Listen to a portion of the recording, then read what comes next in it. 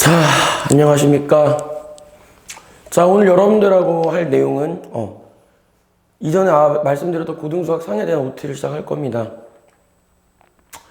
자, 근데 일단 고등수학 상은 뭐 많은 분들이 생각을 나랑 비슷하게 하실 수도 있고 다르게 하실 수도 있는데 내 결론은 이겁니다. 고2, 고3 수학을 위한 준비 과정이고 매우 철저하게 하셔야 돼요. 선생님 중3 1학기 OT 하실 때는 고등수학 준비 과정이라면서요. 맞죠? 보면은 여러분들 봐봐. 중3 때랑 겹치는 거를 지금부터 몇 개 보면은 일단 인수분해. 다항식 자체가 뭐 중학교 수학이잖아. 그죠? 그 다음 2차 방정식이 나오고요. 2차 함수도 나오는데. 뭐 여기는 좀 나중에 얘기하고.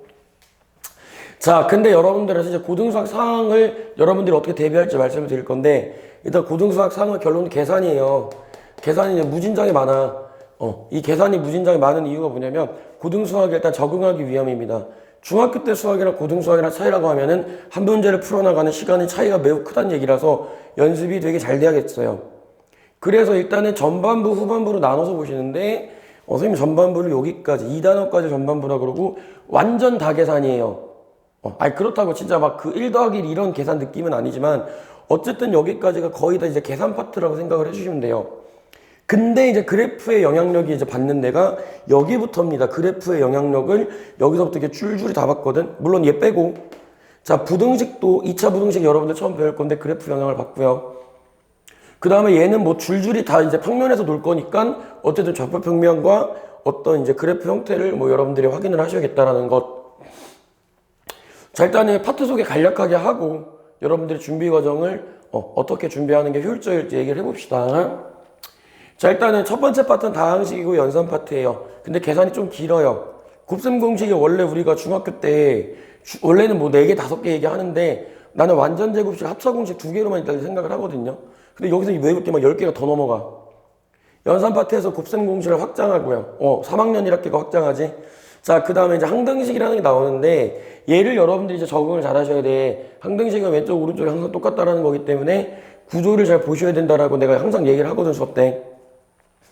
자, 그 다음에 항등식에서 이제 나오죠. 드디어 나오는 고등수학 첫 번째 정리는 나머지 정리예요.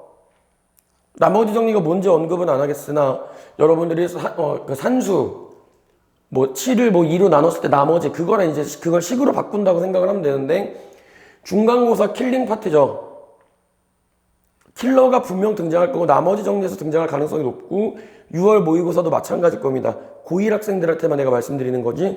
자, 그러면은 이 나머지 정리를 여러분들이 완벽하게 개념 학습을 하셔야 되고 이제 뭐 다음 주 중에 선생님 강의가 올라올 텐데 아이들이 이제 3차식으로 나눌 때 나머지를 매우 어려워한다는 얘기야. 그래서 나머지 정리를 철저하게 여러분들이 학습할 필요가 있어. 근데 나머지 정리에서 또 딸려오는 정리가 있어요. 나머지 정리는 나머지에 관련된 정리인데 나머지가 없을 때가 있거든. 이것을 우리가 뭐라 부른다? 인수정리라고 이렇게 부르는 거죠. 그래서 이 두 가지 정리를 완벽하게 학습을 하신 후에 이걸 토대로 인수분해가 들어가는 거죠. 자, 인수분해는 여러분들이 중학교 3학년 때 배웠던 거에 큰 틀은 벗어나지 않아. 단 3차식, 4차식이 좀 등장할 거고 독특한 인수분해가 생기죠. 예를 뭐 보기차식이라든가 뭐 상반식의 어떤 인수분해라든가 이런 것들, 그리고 3차식의 인수분해 같은 것들, 공식으로 적용되는 인수분해가 있고 조립제법이라는 게 있어요. 그와 같은 것들을 학습하게 될 겁니다. 자, 근데 방정식과 부등식으로 넘어가 2단원이야. 근데 여기서 복소수라는 게 갑자기 탁 등장하거든. 선생님, 방정식이랑 부등식인데 복소수가 왜 등장하자라고 하면은 수를 또 확장하는 거예요. 지겹다. 수를 이거를 언제까지 확장할 거예요, 쌤이라고 하면 이게 마지막이야, 얘들아. 고등수학에서 복소수 이외의 수는 등장하지 않으니까. 오케이? 선생님, 다른 수가 있나요? 아니, 몰라도 돼. 정말 몰라도 되고, 수의 범주는 어쨌든 복소수가, 마지막이라고 생각을 해주면 됩니다. 자, 근데 이 수를 왜 확장을 하냐면, 수를 확장해서 우리가 고등수학에 알맞는 2차 방정식을 풀어내기 위함. 여러분들이 2차 방정식은 중학교 때 어떻게 기억을 하고 있냐면, 실근, 중근, 서로 다른 두 실근이죠. 중근 그리고 근이 없다라고 하는데 사실 근이 없는 게 아니라 허근이라는 게 등장하는 거죠.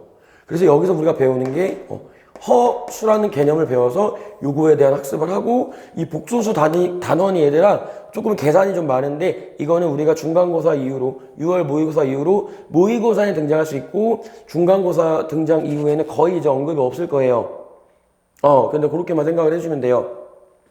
그리고 2차 방정식을 배우는데 2차 방정식은 조금 이제 다른 것들 근과계수 관계를 좀 확장한다고 생각을 하시면 되고요. 그 다음에 선생님이 제일 중요시 여기는 거는 2차 방정식을 여러분들이 작성하실 수 있어야 된다. 중학교 때처럼 그냥 식 던져주고 풀라가 아니에요. 한글을 막 주고 너네가 방정식을 만들어 갖고 그거를 우리가 풀이에 맞게 풀 수 있어야 되니까.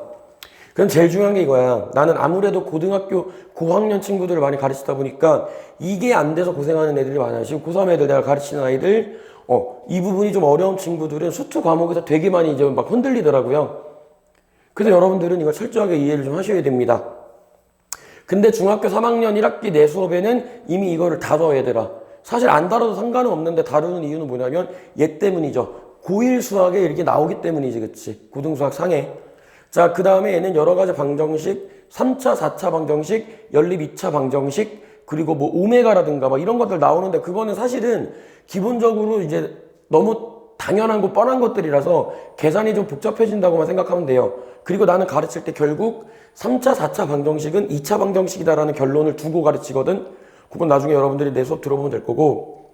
자, 그 다음에 여러 가지 부등식, 뭐 그냥 부등식, 1차 부등식, 그리고 여러분들이 처음 배우는 2차 부등식. 근데 그 2차 부등식에 2차 함수 그래프가 안 끼어들면 문제를 못 풀어요.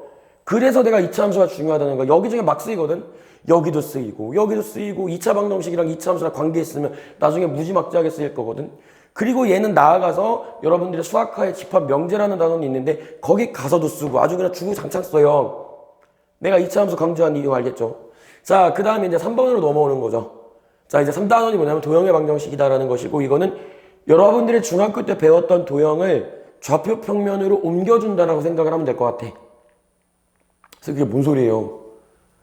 아니 이건 얘는 삼각형인데 얘를 좌표를 어떻게 옮겨요? 근데 이미 중학교 1학년 때 했거든요. 선생님 원은요? 원도 옮길 수 있어. 그 원리들을 학습하고 그에 대한 성질과 활용을 이제 공부하는 파트가 여기입니다. 평면 좌표, 내분점, 외분점, 두 점 사이 거리 이런 것도 배울 거고 직선의 방정식, 직선의 위치 관계 이런 것도 배울 거고 원에 대한 기본 방정식과 그 다음에 원의 어떤 성질들, 이동, 접선 뭐 이런 것들을 활용해서 여러분들이랑 문제를 풀 거고. 근데 여기 얘들아 봐봐. 이 원은 이제 기억을 하셔야 되는데 중학교 3학년 2학기 때 배웠던 그 성질들이 거의 많이 등장을 하니까 3학년 2학기 학습을 잘 해두고 원을 공부하면 훨씬 효율적으로 공부할 수 있다라는 것. 하지만 나는 이 원을 방정식을 나가기 전에 다시 한번 리뷰를 꼭 해드려요. 많은 아이들이 좀 까먹는 경우가 많기 때문에 리뷰해드린다는 잊지 마시고 그냥 편하게 이제 수업 들어오시면 되겠죠. 자, 그 다음에 나는 개인적으로 이거는 뭐 내 생각이니까 이 평행이동 단원이 마지막에 있어서 학교에서도 약간 좀 소홀히 하거나 아니면 학생들도 이거를 좀 소홀히 할 수 있겠다라고 생각하는데 내 개인적으로는 평행이동이 너무 당연하지만 문제 풀 때 되게 좋은 중요한 스킬이 될 겁니다, 여러분들. 그래서 이 평행이동은 좀 집중해서 잘 해두실 필요가 있겠습니다. 오케이. 자, 전반적으로 일단 고등수학 상위 이런 것들을 배우는구나 라고 내가 말씀을 드린 거고 고2, 고3 수학을 철저하게 여러분들이 준비를 하셔야 되는 이유에 대해서 얘기를 할게. 고2, 고3 수학은 얘들아 고2 수학의 수원이라는 과목이 있는데 그 수원 과목으로만 문제 출제되는 거는 배점이 그렇게 높지 않아요. 내신 시험도 마찬가지일 거고 모의고사도 마찬가지일 겁니다. 자, 근데 고등수학 상하 개념이 껴들어가는 게 고득점 문제죠.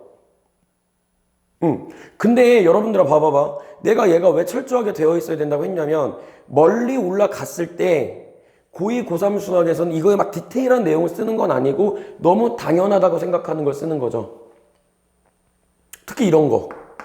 얘는 그냥 위치관계만 보면 돼. 함수는 어차피 복잡해질 거니까 그냥 기본적인 개념만 알면은 이런 위치관계가 있구나라는 거를 알 수 있는데 그거를 이제 애들이 접근이 안 되는 거지. 자, 그래서 이제 여러분들의 고등수학 상이라는 이 과목은 시간 단축이 좀 필요한 과목이에요. 결론. 계산을 좀 손을 많이 움직이셔야 돼요.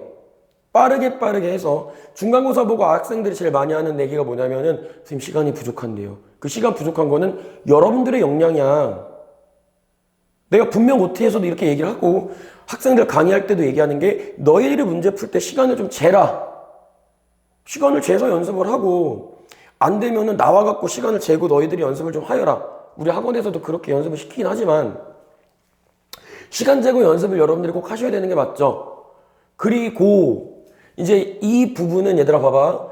전반기와 후반기로 내가 나눠서 본다 그랬는데 둘 다 계산이 많아요. 결국 계산이 많다라는 거는 시간이 많이 소요되기 때문에 너희들이 그만큼 시간 할애를 많이 하셔야 돼.